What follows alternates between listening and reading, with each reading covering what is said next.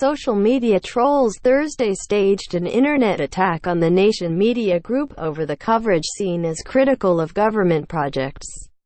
The bloggers are believed to be associated with senior government officials and have previously attacked Chief Justice David Maraga, the Judiciary, ODM leader Raila Odinga, Deputy Chief Justice Philomena Mwilu, Governors Mike Sonko, Anyang' Nyong'o, Wycliffe Oparanya, and rights activist Boniface Mwangi.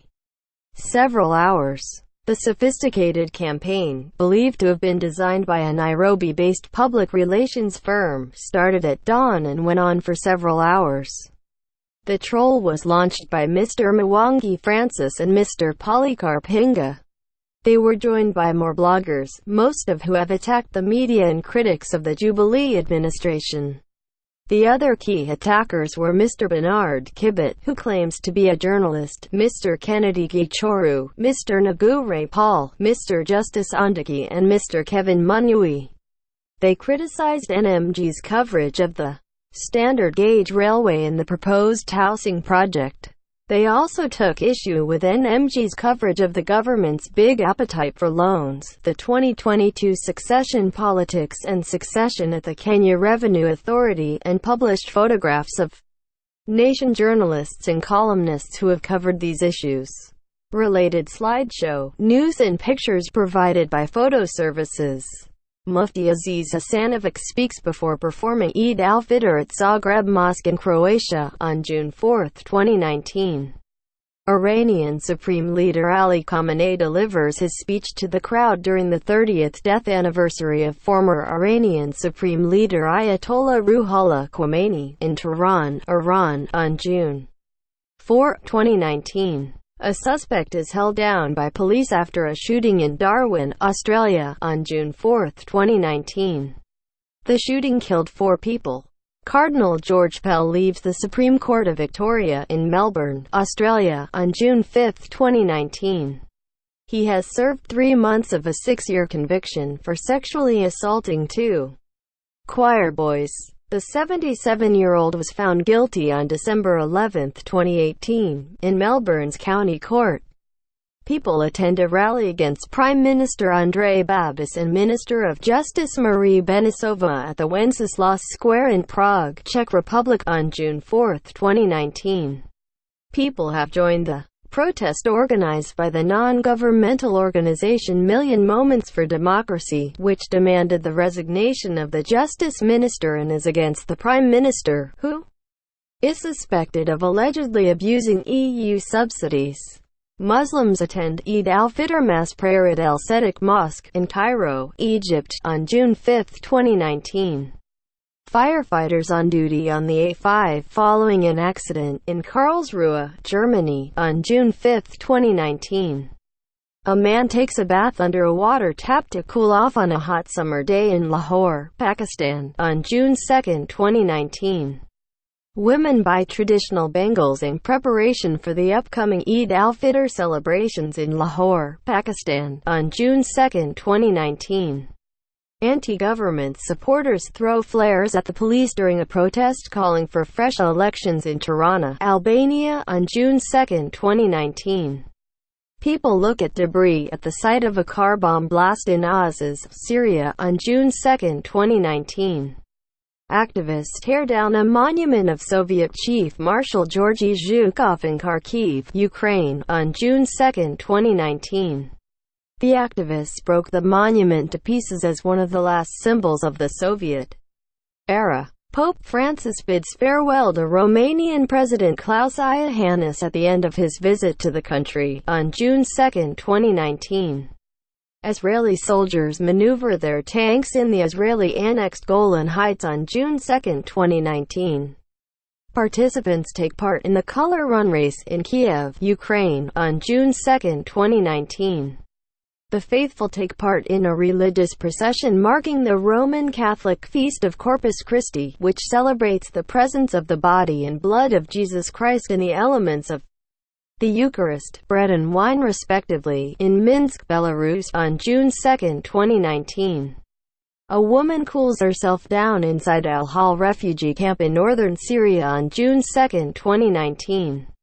Special Representative for Afghanistan Reconciliation Zalmay Khalilzad III holds talks with Pakistani officials in Islamabad, Pakistan, on June 2, 2019, to find a peaceful solution to the ongoing conflict in Afghanistan. Migrants are seen after getting picked up by a Coast Guard patrol after a boat accident off the Libyan coast in Karabouli town, east of Tripoli, Libya, on June 2, 2019. A farmer works in a rice paddy field at Champi, Nepal, on June 2, 2019. Crown Prince of Saudi Arabia Mohammed bin Salman Al Saud talks with Pakistan Prime Minister Imran Khan ahead of the 14th summit of the Organization of Islamic Cooperation in Mecca, Saudi Arabia, on June 1, 2019. A man pays his respects to the victims of a shooting at a public works building that claimed the lives of 12 people in Virginia Beach, Virginia, U.S., on June 1, 2019. Fridolin Ambongo Besungu, Congolese Roman Catholic Archbishop of Kinshasa, leads the Mass for Etienne Tshisekedi, former Congolese opposition figurehead who died in Belgium 2 years ago. During a mourning ceremony in Kinshasa, Democratic Republic of Congo, on June 1, 2019. People enjoy the Korea Queer Culture Festival in front of the City Hall in Seoul, South Korea, on June 1, 2019. Counter-demonstrators wave Israeli national flags as the annual Al-Quds March passes by in the background in Berlin, Germany, on June 1, 2019. The mother of convicted Mexican drug kingpin Joaquin Guzman, Maria Consuelo Lara, leaves the U.S. Embassy in Mexico City, Mexico, on June 1, 2019. She had arrived to apply for a visa to visit her son, who is currently being held in a high-security prison in New York City, New York, U.S. Venezuelan opposition leader and self-proclaimed interim president Juan Guaido during a gathering in Barinas, Venezuela, on June 1, 2019. Relatives and friends of Ethem Sarasulik, a 26-year-old Turkish man who was killed by a riot police officer, take part in an anti-government protest in Istanbul, Turkey, on June 1, 2019. A Sri Lankan Buddhist devotee decorates a stupa with a saffron cloth at the Kotaragama Temple in Colombo, Sri Lanka, on June 1, 2019. Egyptians attend a mass iftar gathering in an official attempt to break the Guinness World Record for the largest iftar table, in Cairo, Egypt, on June 1, 2019. One of the murals painted by Brazilian muralists Clara Leff, Oflago and Sarah Loring in São Paulo's Brasilândia neighborhood in Brazil, as part of a social media campaign under the hashtag Elas Representam, they represent, in honor of the members of the Brazilian women's football team, on June 1, 2019. A group of students fixed their robot during RoboLeague 2019 in Yangon, Myanmar, on June 1, 2019. Participants attend an outdoor ballet lesson during the Global Ballet Holidays Festival in Moscow, Russia, on June 1, 2019. Model Chanakarn Wangwa Charamonkal presents one of the most expensive Kanyao durian during the King of Durian 2019 charity auction at a shopping mall on the outskirts of Bangkok, Thailand, on June 1, 2019. Mount Etna, Europe's highest and most active volcano, erupts in Sicily, Italy, on June 1, 2019. Soccer fans watch the UEFA Champions League final between Liverpool and Tottenham during a live broadcast at a local club in Nairobi, Kenya, on June 1, 2019. Israeli security forces escort a group of Jewish settlers visiting the Al-Aqsa Mosque compound, revered as the site of two ancient Jewish temples, in the Old City of Jerusalem on June 2, 2019, as Israelis mark Jerusalem Day. Pope Francis waves as he arrives to attend the celebration of the Divine Liturgy and the beatification ceremony of 7 Greek Catholic martyr bishops at the Liberty Field in Blaj, Romania, on June 2, 2019. A dragon boat team competes in the 2019 Nantong River International Dragon Boat Invitational Tournament ahead of the Dragon Boat Festival in Nantong, China, on June 2, 2019. A Congress worker waves the party flag during a demonstration outside Rahul Gandhi's residence, urging him to continue as the party president in New Delhi, India, on June 1. Turkish Foreign Minister Mevlut Cavusoglu, c. Pakistani Foreign Minister Shah Mahmood Qureshi, r. and Malaysia's Foreign Minister Saifuddin Abdullah posed for a photo during the Malaysia-Pakistan Trilateral Foreign Ministers meeting in Jeddah, Saudi Arabia, on May 30, 2019. A member of Iraqi security forces inspects the site of a bomb attack in Kirkuk, Iraq, on May 31, 2019. A gale of wind lifts Pope Francis's cassock and covers his face, as he boards a plane to leave for a 3-day trip to Romania, on May 31, 2019. Belarus Prime Minister Syar Hirumaz speaks with his Russian counterpart Dmitry Medvedev ahead of a meeting of the Commonwealth of Independent States Council of the Heads of States in Ashgabat, Turkmenistan, on May 31, 2019. India's Prime Minister Narendra Modi gestures towards supporters after his oath during a swearing-in ceremony in New Delhi, India, on May 30, 2019. U.S. President Donald Trump speaks to the media as he departs for Colorado from the White House in Washington, D.C., U.S., on May 30, 2019. Israeli Prime Minister Benjamin Netanyahu, r. shakes hands with senior White House advisor Jared Kushner during their meeting in Jerusalem on May 30, 2019. Supporters of the hardline Buddhist monk Ashenworth pray at Shwedagon Pagoda in Yangon, Myanmar, on May 30, 2019, following his arrest warrant on charge of sedition.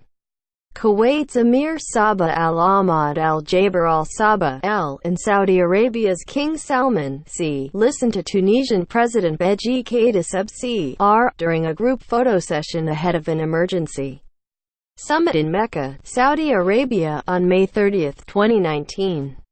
King Salman opened an emergency summit of Gulf Arab leaders with a call for the international community to use all means to confront Iran. Bhutta also said the kingdom extends its hand for peace. Iranian leader Ali Khamenei makes a speech during his meeting with university instructors in Tehran, Iran, on May 30, 2019. Newly appointed interim Chancellor Brigitte Bierlein speaks as Austrian President Alexander van der Bellen looks on in Vienna, Austria, on May 30, 2019. James Marape is sworn in as the new Prime Minister of Papua New Guinea by Governor-General Bob Dada in Port Moresby, Papua New Guinea, on May 30, 2019.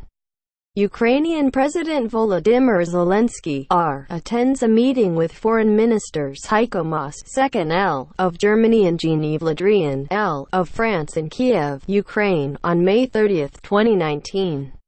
Attendees react during the eulogy for Kenyan author and LGBT activist Binyavanga Wainaina, who died in Nairobi last week at the age of 48 during a memorial service in Nairobi, Kenya, on May 30, 2019. Prime Minister of Slovakia, Peter Pellegrini, meets Serbian Prime Minister Ana Brnabic in Belgrade, Serbia, on May 30, 2019. President of the European Commission Jean-Claude Juncker speaks to President of Lithuania Dalia Grybauskaitė during the Charlemagne Prize coronation ceremony in Aachen, Germany, on May 30, 2019. State House Chief of Staff Nazio Gawada disassociated his office from the attack. "I can assure you this did not come from State House," he said when asked for comment. Code of Ethics. "It would be counterintuitive for us to engage in such an attack after all the work we have done building relationships. The attacks are coming from elsewhere, and we all know who uses such attacks, and it is not the presidency, and the presidency is not collective," he said.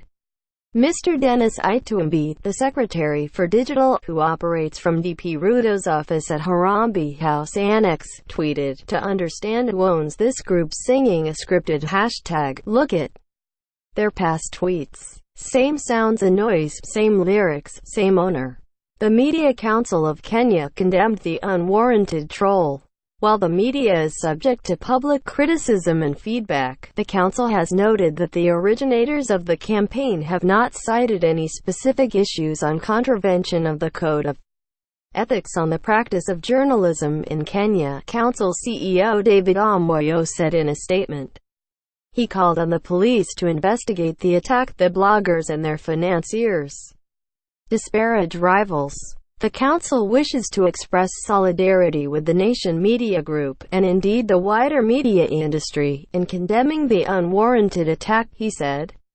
The council welcomes any institution that is aggrieved by the conduct of the media house to file an official complaint to the MCK Complaints Commission. Some Twitter users criticized the bloggers and accused them of abusing the freedom of expression and the microblog. The bloggers are known to work for government officials and politicians, who pay them to tarnish the names of individuals and corporates they perceive to be against them.